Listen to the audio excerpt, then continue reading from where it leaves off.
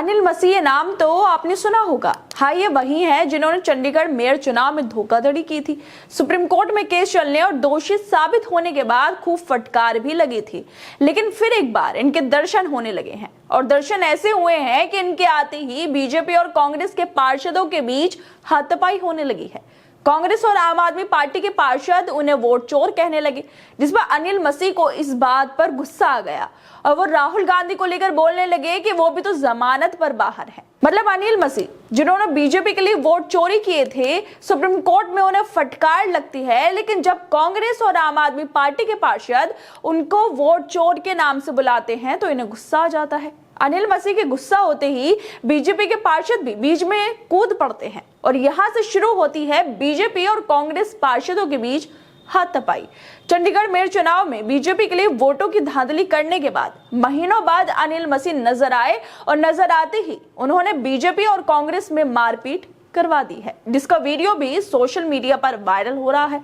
लोग भी कह रहे हैं कि चंडीगढ़ में कैमरों के सामने लोकतंत्र की धज्जियां उड़ाने वाले वोट चोर अनिल मसीह विरोध प्रदर्शन कर रहे हैं। दरअसल चंडीगढ़ नगर निगम की बैठक के दौरान कांग्रेस और बीजेपी पार्षदों के बीच जमकर हंगामा हुआ। यह हंगामा इस कदर हुआ कि दोनों पक्षों की ओर से हाथापाई और नारेबाजी हुई। कांग्रेस और आम आदमी पार्टी के पार्षदों ने अंबेडकर पर बयान को लेकर केंद्रीय गृह मंत्री अमित शाह के खिलाफ प्रस्ताव पारित करके उनके इस्तीफे की मांग की थी। इसके बाद बीजेपी पार्षदों ने आरोप लगाया कि नेहरू के समय कांग्रेस ने अंबेडकर का अपमान किया था। इसी दौरान चंडीगढ़ नगर निगम की बैठक में बीजेपी के लिए धोखाधड़ी करने वाले नॉमिनेटेड पार्षद अनिल मसीह जैसे ही सदन में आते हैं, इनको देखकर आम आदमी पार्टी और कांग्रेस के पार्षदों ने वोट चोर के नारे लगाने शुरू कर दिए। कांग्रेस की तरफ से लगातार अनिल मसीह की पोस्टर लहराकर उनके खिलाफ नारेबाजी की जाने लगी। बस फिर क्या था, अनिल मसीह इतनी सच्चाई सुनकर गुस्सा हो गए और वेल में आकर कहने लगे कि राहुल गांधी भी जमानत पर बाहर है।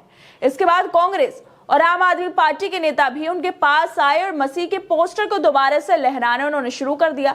बीजेपी के पार्षदों ने पोस्टर को छीनने की कोशिश की, जिसके बाद धक्का मुक्की हो गई। बात इतनी बढ़ गई कि कांग्रेस के पार्षद गुरमीत सिंह और senior deputy mayor Kuljeet Singh Sandhu के बीच बहस हो गई। मारपीट शुरू हो गई पार्षदों के बीच। मतलब इतने दिन बाद अनिल मसीह नजर आए और नजर आते ही कांग्रेस, आम आदमी पार्टी और बीजेपी के पार्षदों के बीच हाथापाई तक हो गई। जिस व्यक्ति को लोकतंत्र की धज्जियां उड़ाने के लिए सजा मिलनी चाहिए, वो चंडीगढ़ नगर निगम का नॉमिनेटेड पार्षद बना दिया गया है और उनके सदन में आते ही हाथापाई भी शुरू हो गई है। इस मामले को लेकर सोशल मीडिया पर लोगों ने लिखा है कि सबसे पहले उन्होंने चंडीगढ़ नगर निगम चुनाव के दौरान मतपत्रों में हेरफेर करके अंबेडकर जी के संविधान की हत्या की। अब उन्हें अमित शाह की अंबेडकर के विरोध में टिप्पणियों के समर्थन में सदन को बाधित करते देखा गया, क्योंकि कांग्रेस ने उनके खिलाफ एक प्रस्ताव पारित किया था।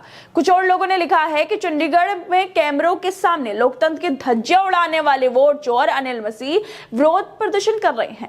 जिसकी जगह जेल में होनी चाहिए, वो सदन में नारेबाजी कर रहे हैं। बहुत धन्य हो आप मिलोट, धन्य है चंद्रचूड़ साहब। वैसे चंद्रचूड़ साहब को फिक्र थी कि लोग उन्हें कैसे याद करेंगे, तो अनिल मसीह के सदन में दिखते ही फिर से लोग चंद्रचूड़ को याद कर रहे हैं कि संविधान की धज्जियां उड़ाने वाले व्यक्ति को चंद्रचूड़ साहब सजा तक नहीं दे पाए हैं, उसे बस डांट कर ही छोड़ दिया। इस साल जनवरी में चंडीगढ़ मेयर के चुनाव में बीजेपी के मनोज सोनकर को 16 वोट मिले थे। आम आदमी पार्टी और कांग्रेस के साझा उम्मीदवार कुलदीप कुमार को 12 वोट मिले थे।